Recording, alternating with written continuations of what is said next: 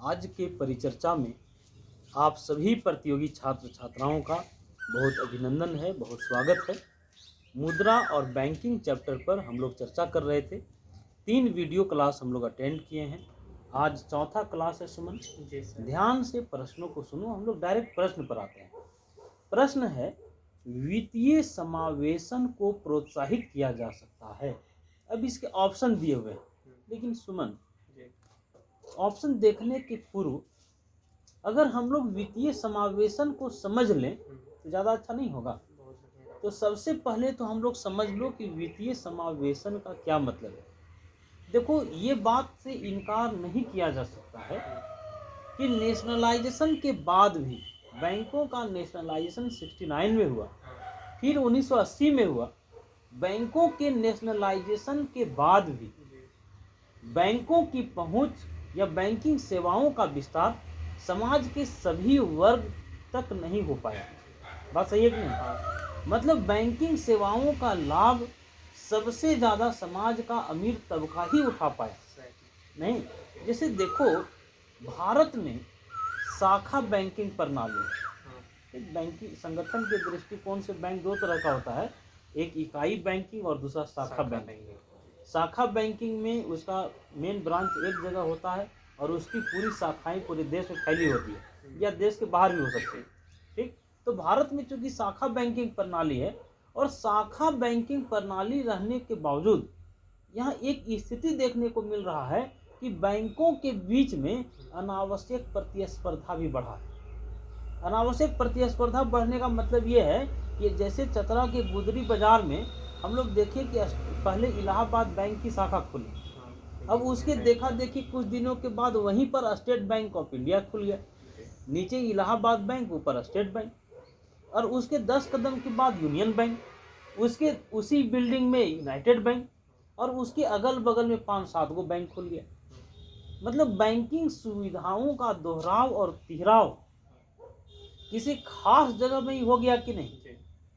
अब सोचो कि अगर सभी बैंक अलग अलग जगहों में होते तो बैंकिंग सेवाओं का विस्तार होता कि नहीं।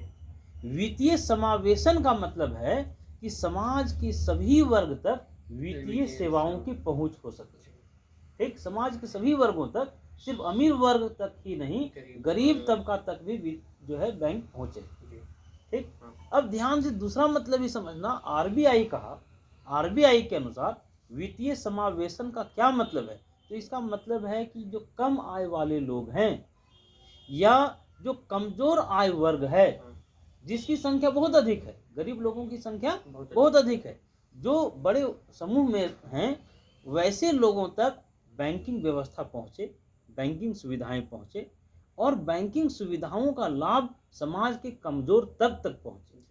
ठीक, समाज का जो कमजोर वर्ग है वहां बैंकिंग सेवाओं का लाभ पहुंच सकते हैं। लेकिन बैंकिंग सेवाओं को पहुंचाने में जो लागत आए वो कमजोर वर्ग उठा भी सके। ठीक, तो वित्तीय समावेशन का मतलब तुमको समझ में आ गया होगा। वित्तीय समावेशन का मतलब तो ये पहला देखे कि जो समाज का सभी वर्ग है, सभी वर्गों तक बैंकों की पहुंच। देखो, जो समावेशन जो शब्द है वो समावेशी से बना, इंक्लूसिव शब्द है। ठीक, इंक्लूसिव शब्द से ही बना समावेशी विकास। ठीक है, समावेशी का मतलब ही होता है सबका। ठीक है, अमीर वर्ग के साथ गरीब वर्ग का भी। तो समावेशन का मतलब हम लोग देख लिए कि बैंकिंग सुविधाएं समाज के सभी वर्ग तक पहुंच सके।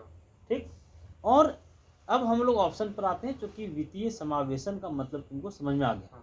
ठीक, अब देखो क्वेश्चन है, वित्तीय समावेशन को प्रोत्साहित किया जा सकता है। ऑप्शन ए है, योग्य लाभार्थियों को विशिष्ट साख पत्र जारी करके। ठीक, जो लोग योग्य लाभार्थी हैं उनके लिए विशिष्ट साख पत्र जारी करना, ये भी वित्तीय समावेशन को प्रोत्साहित करने का एक तरीका हो सकता है। दूसरा तरीका है, निम्न आय वर्ग के लोगों को शून्य अथवा न्यूनतम लागत पर बैंकिंग सेवाएं प्रदान करना, यह भी वित्तीय समावेशन को प्रोत्साहित करने का तरीका हो सकता है। और तीसरा है, कम आय वाले लोगों को वित्तीय सेवाएं प्रदान करना, और ऑप्शन डी है, उपरोक्त सभी के द्वारा। तो इसका मतलब इसका सही उत्तर हो जाएगा उपरोक्त सभी के द्वारा। और देखो सुमन, ये क्वेश्चन यूपी पीसीएस मेंस में 2008 में पूछा था। तो वित्तीय समावेशन का एकदम एक क्लियर कट मतलब समझ में आ गया कि नहीं? चलो दूसरे प्रश्न पर आते हैं। दूसरा प्रश्न है, निम्न में से कौन सा एक वित्तीय समावेशन का उद्देश्य नहीं है? वित्तीय समावेशन का निम्न में से कौन सा उद्देश्य नहीं है? अब ऑप्शन सुनना। गरीब आबादी के लिए वित्तीय सेवाओं का विस्तार करना। अभी हम लोग देखे थे वित्तीय समावेशन का मतलब था कि बैंकिंग सेवाओं का लाभ सिर्फ अमीर नहीं, गरीब आदमी तक भी पहुंचे। वित्तीय समावेशन का ये उद्देश्य था। दूसरा, कमजोर वर्ग की संभावित समृद्धि के द्वार खोलना, मतलब बैंकिंग सुविधाओं का लाभ समाज के कमजोर वर्ग तक भी पहुंचाना, इसका मकसद था। तीसरा सुनो, बैंकिंग अधोसंरचना को सिकोड़ना। अधोसंरचना को अवसंरचना भी कहते हैं या इंफ्रास्ट्रक्चर भी कह सकते हैं। बैंकिंग अधोसंरचना को सिकोड़ना इसका मकसद नहीं था। बैंकिंग अवसंरचना का विस्तार करना इसका मकसद था, सिकोड़ना मकसद नहीं था। और चौथा है, ग्रामीण क्षेत्रों में वित्तीय सेवाओं का प्रसार करना। तो इसका मतलब है कि वित्तीय समावेशन का उद्देश्य बैंकिंग अधोसंरचना को सिकोड़ना नहीं था। क्लियर? अगले प्रश्न पर आया जाए सुमन। तीसरे प्रश्न को ध्यान से सुनना।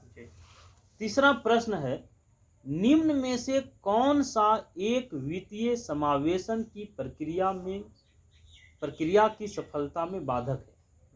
वित्तीय समावेशन का जो प्रोसेस है उसमें बाधक क्या क्या है? अब सुनना, ऑप्शन ए है निम्न आय। ये बात सही है, लोगों का इनकम बहुत कम है जिसके कारण वे बैंक नहीं जाना चाहते हैं। नहीं, पैसा बक्सा में ही रख लेते हैं, अपने पर्स में ही रख लेते हैं। तो ये सही है, निम्न आय भी बाधक है वित्तीय समावेशन में। निरक्षरता, बहुत सारे लोग जो पढ़े लिखे नहीं हैं वो बैंक का जो काम है वो नहीं कर पाते हैं, इसलिए वो बैंक नहीं जाना चाहते हैं। नहीं। और सी है बैंक शाखाओं का अभाव, ये भी सही है। बताओ कि जो बैंक शाखाएं हैं वो रूरल एरिया में, ग्रामीण क्षेत्र में शहरों की तुलना में कम है कि नहीं? तो बैंक शाखाओं का अभाव। और ऑप्शन डी है उपयुक्त सभी। उपयुक्त सभी, इसका मतलब निम्न में कौन सा एक वित्तीय समावेशन की प्रक्रिया की सफलता में बाधक है? तो निम्न आय भी, निरक्षरता भी, बैंक शाखाओं का अभाव भी और उपयुक्त सभी हो जाएगा। क्लियर? तो एक बात जान लो, वित्तीय समावेशन पर एक समिति गठित की गई थी रंगराजन के अध्यक्षता में, सी रंगराजन के अध्यक्षता में। ठीक। और रंगराजन समिति ने कहा था, वित्तीय समावेशन पर एक समिति गठित की गई थी सी रंगराजन के अध्यक्षता में। ठीक। और सी रंगराजन ने वित्तीय समावेशन की प्रक्रिया के बारे में कहा कि इसमें वित्तीय सेवाएं सही समय पर और सही अनुपात में समाज के पिछड़े वर्ग एवं कम आय वर्ग के लोगों को कम लागत में उपलब्ध करवाना है। वित्तीय समावेशन के बारे में रंगराजन समिति ने क्या कहा सुमन, बताओ? कहा कि वित्तीय सेवाएं सही समय में और सही अनुपात में समाज के पिछड़े वर्ग एवं कम आय वर्ग के लोगों को कम लागत पर उपलब्ध करवाना है। ठीक। अब चलो हम लोग देख लिए वित्तीय समावेशन की प्रक्रिया में बाधक कौन कौन से कारक हैं। तो निम्न आय है, निरक्षरता भी है और बैंकिंग सेवाओं का अभाव भी है। ठीक। हम लोग चौथे प्रश्न पर आते हैं। इसमें चौथा प्रश्न है, निम्न में से कौन 1 जनवरी 2005 में फाइनेंशियल इंक्लूजन पर बनाई गई समिति के अध्यक्ष थे? देखो प्रश्न को ध्यान से सुनना। फाइनेंशियल इंक्लूजन का मतलब है वित्तीय समावेशन।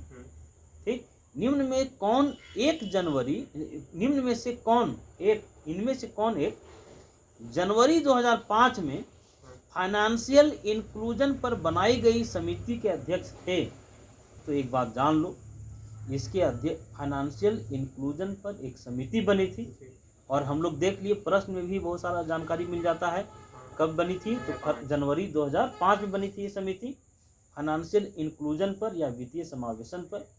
और इसके अध्यक्ष बनाए गए थे सी रंगराजन।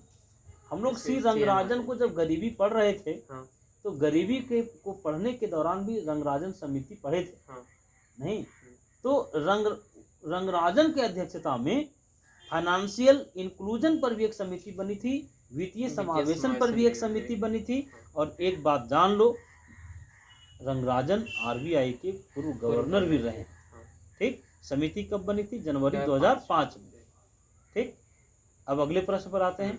अगला प्रश्न है, निम्न समितियों में से किसके द्वारा वित्तीय समावेशन पर अपनी संस्तुतियां दी गई है? एक बार फिर से क्वेश्चन, निम्न समितियों में से किसके द्वारा वित्तीय समावेशन पर अपनी संस्तुतियां दी गई है? बताओ, वित्तीय समावेशन पर अपनी सिफारिश कौन किया? रंगराजन समिति, है ना? तो ऑप्शन दिया हुआ था राकेश मोहन समिति द्वारा, सिन्हा समिति द्वारा, रंगराजन समिति द्वारा, केलकर समिति द्वारा। तो इसका मतलब है निम्न समितियों में से किसके द्वारा वित्तीय समावेशन पर अपनी संस्तुतियां दी गई? तो रंगराजन समिति द्वारा। क्लियर? अगले प्रश्न पर आते हैं। अगला प्रश्न है, आरबीआई ने भारत में वित्तीय समावेशन हेतु भुगतान बैंक की स्थापना का प्रस्ताव स्वीकार कर लिया है। फिर से, आरबीआई ने भारत में वित्तीय समावेशन हेतु भुगतान बैंक की स्थापना का प्रस्ताव स्वीकार कर लिया है। ये क्वेश्चन यूपीपीसीएस मेंस में 2014 में पूछा गया। एक बात जान लो, आरबीआई ने भारत में वित्तीय समावेशन के लिए भुगतान बैंक की स्थापना को स्वीकार किया और इसके लिए एक समिति बनी थी, जिस समिति को हम लोग कहते हैं नचिकेत मोर समिति। कौन समिति जी? नचिकेत मोर समिति। नचिकेत मोर समिति, इस संदर्भ में और बातें जान लो। नचिकेत मोर समिति ने वित्तीय समावेशन को प्रोत्साहित करने के लिए नए बैंक ढांचे की स्थापना की सिफारिश किया। ठीक। और इस समिति का गठन, किस समिति का? नचिकेत मोर समिति का गठन 2013 में किया गया था। और नचिकेत मोर समिति अपना रिपोर्ट 7 जनवरी 2014 को प्रस्तुत किया। गठित कब हुआ था बाबू? 2013 में। रिपोर्ट कब दिया? 7 जनवरी 2014 को। हम लोग आज के अंतिम प्रश्न पर आ रहे हैं सुनो, और ये 7वां प्रश्न है, ध्यान से सुनना। प्रश्न है, आर.एन. मल्होत्रा कमेटी या आर.एन. मल्होत्रा समिति संबंधित है? ठीक। मल्होत्रा समिति का संबंध किससे है? सुमन, बहुत ध्यान से सुनना, बहुत सारे ऑब्जेक्टिव यहाँ से बनते हैं। मल्होत्रा समिति का संबंध बीमा क्षेत्र से। ठीक, बोलो। मल्होत्रा समिति, आर.एन. मल्होत्रा समिति का संबंध किससे है? बीमा क्षेत्र से है। और एक बात जान लो, मल्होत्रा समिति की रिपोर्ट आई थी 7 जनवरी 1994 को। कब? 7 जनवरी 1994 को मल्होत्रा समिति का रिपोर्ट आया। ठीक। और मल्होत्रा समिति के सिफारिश पर ही इस देश में IRDA अधिनियम 1999 पारित हुआ। एक बार फिर से हम रिपीट कर दें, हम लोग अभी देखें मल्होत्रा समिति का संबंध किससे है? बीमा क्षेत्र से। आर.एन. मल्होत्रा समिति का संबंध किससे है? बीमा क्षेत्र से। हम लोग देखें मल्होत्रा समिति के रिपोर्ट कब आया था? 7 जनवरी 1994 को। ठीक। और मल्होत्रा समिति के सिफारिश पर ही IRDA अधिनियम 1999 पारित किया गया।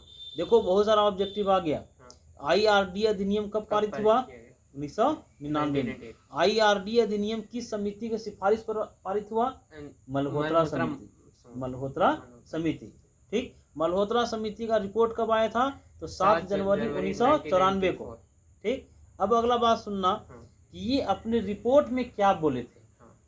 अपने रिपोर्ट में मल्होत्रा समिति ये कहा कि जैसे आज बैंकों को नियंत्रित करने के लिए एक स्वतंत्र निकाय है, एक स्वतंत्र एजेंसी है आरबीआई। आज बैंकों के लिए अभिभावक जैसा बैंकों पर नियंत्रण करने के लिए आरबीआई है। ठीक उसी प्रकार से बीमा क्षेत्र का भी अपना एक स्वतंत्र एजेंसी होना चाहिए। इंश्योरेंस सेक्टर में जितने भी इंश्योरेंस कंपनियां काम कर रही हैं, उन पर नियंत्रण करने के लिए एक स्वतंत्र एजेंसी होना चाहिए। ये मल्होत्रा समिति ने कहा। क्लियर? और मल्होत्रा समिति अपने रिपोर्ट में क्या कहा कि बीमा क्षेत्र पर नियंत्रण करने के लिए एक स्वतंत्र समिति नियामक प्राधिकरण की स्थापना किया जाना चाहिए। ठीक, अप्रैल 2000 में IRDA एक संवैधानिक निकाय के रूप में या संवैधानिक निकाय के रूप में सामने आया। IRDA का काम क्या है? तो बीमा क्षेत्र पर नियंत्रण रखना। ठीक, जैसे RBI बैंकों पर नियंत्रण करता है, IRDA किस पर नियंत्रण करता है? बीमा क्षेत्र पर। ठीक, और IRDA का लक्ष्य क्या है? तो इसका लक्ष्य बीमा धारकों के हितों की रक्षा हो सके। ठीक, बीमा धारकों के हितों की रक्षा कैसे हो सके जी? अभी देखो बहुत सारे लोग, जैसे एक व्यक्ति इंश्योरेंस करवाया किसी प्राइवेट सेक्टर के इंश्योरेंस कंपनी, ठीक है, 1 करोड़ रुपया का बीमा करवा के बेचारा निश्चिंत हो गया, या अगर हमको कुछ हो जाता है तो 1 करोड़ रुपया हमको मिल जाएगा। अब उस व्यक्ति की हत्या उग्रवादियों ने कर दिया। ठीक है, जो बीमा लिया था उस व्यक्ति की हत्या उग्रवादियों ने कर दिया। अब वो आदमी के जो परिजन थे, जो उसके उत्तराधिकारी थे, जो नॉमिनी थे, वो बीमा कंपनी के पास क्लेम की, भाई हमको 1 करोड़ रुपया दिया जाए। बीमा कंपनी ये कह दिया कि ये प्लान मर्डर था, ये सुनियोजित मर्डर था। ठीक है, ये प्लान करके मर्डर किया गया, हम बीमा की राशि नहीं दे सकते हैं। तो बताओ, इस स्थिति में बीमा धारकों के हितों की रक्षा कौन करेगा? इस स्थिति में बीमा धारकों के हितों की रक्षा IRDA करेगा। क्लियर? अभी देखो जी, कोरोना का संकट है ना, इस कोरोना के संकट में डेथ रेट तो बहुत बढ़ गया है, नहीं सामान्य से बहुत ज़्यादा लोग मर रहे हैं। आज बहुत सारी प्राइवेट सेक्टर की कंपनियां, जो प्राइवेट क्षेत्र में जो कंपनी हाथ खड़ा कर दिया, कहा कि भैया हम नहीं देने सकेंगे। नहीं, क्यों? क्योंकि ये तो अंतर्राष्ट्रीय महामारी है। ठीक है, इस स्थिति में हम बीमा कवर नहीं कर सकते हैं। सिर्फ अभी आपके साथ खड़ा LIC है, नहीं, सिर्फ भारतीय जीवन बीमा निगम ही आपके साथ खड़ा है, क्योंकि वो सरकारी क्षेत्र में है। ठीक है, तो यहाँ जो हम लोग चर्चा कर रहे थे कि बीमा धारकों की हितों की रक्षा करने के लिए और बीमा उद्योग पर नियंत्रण करने के लिए IRDA बना है। IRDA की स्थापना किसके सिफारिश पर जी? मल्होत्रा समिति। ठीक, बताओ, फिर से हम तुमसे पूछ ले, मल्होत्रा समिति की रिपोर्ट कब आई थी? 7 जनवरी 1994। ठीक, बताओ, IRDA अधिनियम कब पारित हुआ? IRDA अधिनियम 1999 में। IRDA अधिनियम कब बना? 1999। बताओ, IRDA की स्थापना कब हुई? कब आया ये सामने? अप्रैल 2000। अप्रैल 2000 में, बिल्कुल सही। और बीमा कंपनियों पर का नियमन कौन करता है? तो IRDA, या बहुत लोग इसको बोल देता है IRDA। ठीक, IRDA, इसको ऐसे पढ़ो तो हो जाएगा IRDA। तो क्वेश्चन रहता, कई बार पूछा है कि IRDA नियमन करती है किसका? बैंकिंग क्षेत्र का, बीमा क्षेत्र का, दोनों का, किसका? बीमा क्षेत्र का। IRDA या IRDA नियमन करती है बीमा क्षेत्र का। पूरा समझ में आया? सुनो, कोई दिक्कत नहीं। अब जो है अंत में आप सभी प्रतियोगी छात्रों से एक प्रश्न पूछा जा रहा है, IRDA का पूर्ण रूप बताएं। IRDA का फुल फॉर्म आप लोगों को बताना है। धन्यवाद।